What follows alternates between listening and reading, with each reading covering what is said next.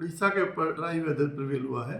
Minimum तापमान की बात करें तो सबसे कम तापमान फुलवानी में 10 डिग्री सेल्सियस जो है दर्ज किया गया है। 24 घंटे में ज़्यादातर स्थानों पर जो है तापमान में जो है मिनिमम तापमान में बढ़ोतरी दर्ज की गई है। बाकी जो रेंज है वो 9 लाख के कैटेगरी में ही रही है।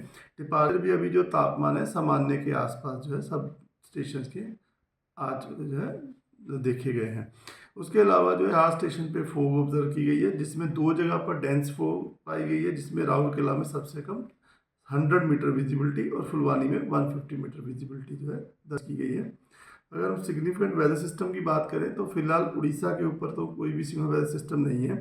लेकिन जो हमारे जो कंडीशन जो बन रही है अभी उड़ीसा के ऊपर, तो जो हमारे एक बे ऑफ बंगाल में एक जो साइक्लोनिक स्टॉर्म बना हुआ है, जिसकी वजह से हम लोग पोर्ट में DW2 जो वार्निंग दे रहे हैं, उसकी जो पोजीशन की बात करेंगे तो साइक्लोन से जिसका नाम दित्वा है वो south west Bay of Bengal और एडजॉइनिंग नॉर्थ श्रीलंका के ऊपर जो है अभी वो नॉर्थ वेस्टवर्ड दिशा में मूव किया है पिछले 6 घंटे में 8 किलोमीटर प्रति घंटा की रफ्तार से।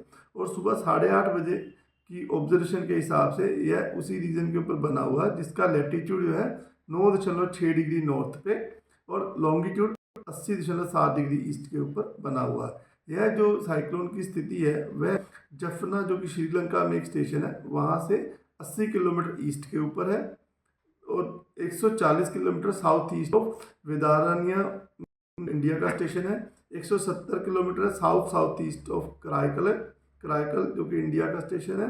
280 kilometre south east of Puducherry से और चेन्नई के साउथ में 380 किलोमीटर दूरी पे बना हुआ है। यह जो सिस्टम है आगे नॉर्थ वेस्टवर्ड दिशा में मूव करता हुआ संभावना रख रहा है और यह south west Bay of Bengal जो कि में तमिलनाडु पुदुचेरी और adjoining south Andhra Pradesh coast के पास कल सुबह मॉर्निंग में 30 नवंबर में पहुंचता हुआ दिख रहा है। उसके बाद यह अपना कंटिन्यू मोशन रखेगा उत्तर पश्चिम दिशा की तरफ ही, और यह सिस्टम जो है साइक्लोनिक स्टॉर्म की बनते हुए as a centre south west Bay of Bengal जो कि मिनिमम जो है डिस्टेंस 60 से 50 और 25 किलोमीटर तमिलनाडु और पुदुचेरी कोस्ट लाइन के ऊपर से उसका डिस्टेंस बना रहेगा, कोस्ट लाइन के पैरेलल जाएगा। और midnight of today 29 November early morning और इवनिंग कल 30 नवंबर रिस्पेक्टिवली ये जो सिस्टम है इस तरह से मूव करेगा। ये सिस्टम अभी क्रॉस नहीं करता हुआ दिख रहा है, ये कोस्ट लाइन के पैरेलल जाएगा।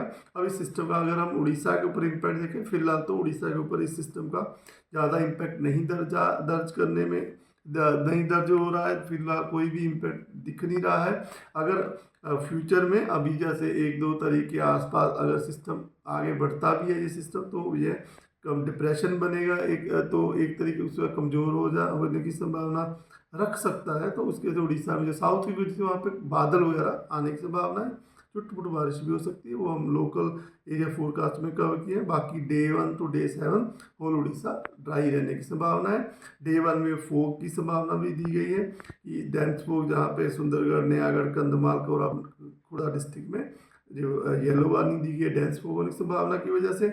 और अगर टेम्परेचर फोरकास्ट की बात करें तो मिनिमम टेम्परेचर जो है अगले 4 दिन तक 9 लार्ज चेंज कैटेगरी में रहने की संभावना है, यानी ±2 डिग्री सेल्सियस रह सकता है।